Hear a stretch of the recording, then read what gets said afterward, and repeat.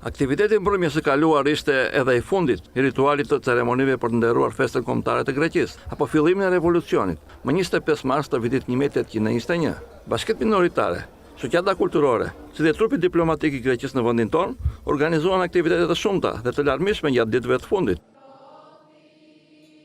Me një pjesëmarrje të gjerë u zhvillua ceremonia për revolucionin e vitit 1821 nga konsullata e përgjithshme e Greqisë në Gjirokastër.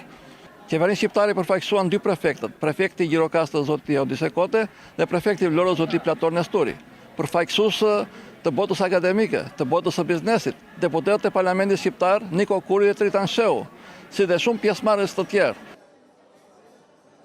Konsulli grek Gjirokastër gjatë përshëndetjes zyrtare theksoi ndër të tjera se mesazhet e revolucionit grek janë edhe aktuale, duke pasur parasysh zhvillimet në të gjithë botën.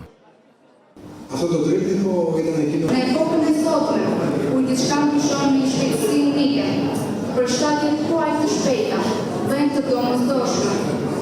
Zhvillimet po ndodhin dhe ne duhet i ndjekim ato, me frymë pozitive, besim në të ardhmen dhe me vlerat universale, njerëzore, që vlerën e tyre të përjetshme, si bus, siç janë ato që frymëzuan revolucionin e 1821, të cilën me fuqin Tereza Diakroni.